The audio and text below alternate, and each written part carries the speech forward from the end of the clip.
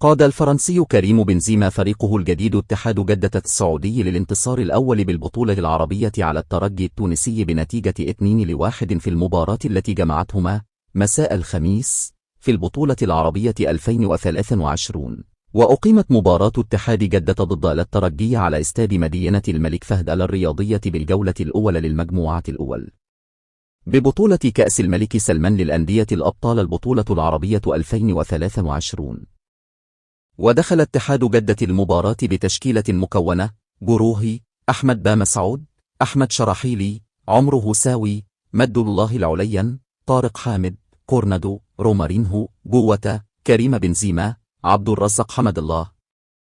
وجاء تشكيل الترجي كالتالي: أمن اللهمميش، ياسين مريح، رائد بوشنيب، محمد أمين توغي، محمد أمين بن حميدة، غيث الوهابي، حسام تقى، يوسف أومرو، إيمانويل أيوالا، أسامة بوقرة، محمد علي بن حمودة. وعلى عكس سير المباراة، افتتح الترجي إلى التسجيل في الدقيقة 26 بتسديدة قوية من أسامة بوقرة على يسار حارس اتحاد جدة إلى داخل الشباك.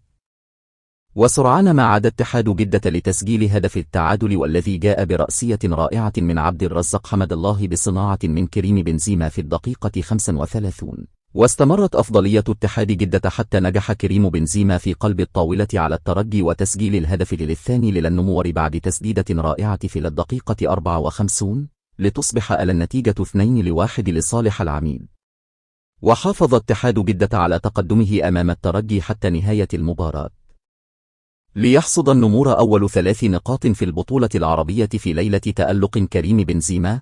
وفي نفس المجموعة كان الشرطة العراقي حقق الفوز على الصفاقسي التونسي بهدف دون رد، وبذلك يتصدر اتحاد جدة جدول ترتيب المجموعة الأولى في البطولة العربية برصيد 3 نقاط متساويا مع الشرطة العراقي، بينما يظل الصفاقسي والترجي بدون نقاط. وسيلتقي الترجي مع الشرطة العراقي واتحاد جدة ضد الصفاقسي في الجولة الثانية من المجموعة الأولى يوم الأحد 30 يوليو الجاري.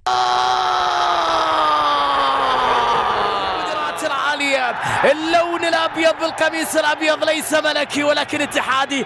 بوم! رواية كريم بنزيما. هدف ثاني للاتحاد وهدف أول لكريم بنزيما بضربة رائعة جدا في شباك الترجي الرياضي. هذه لقطات، هذه أهداف.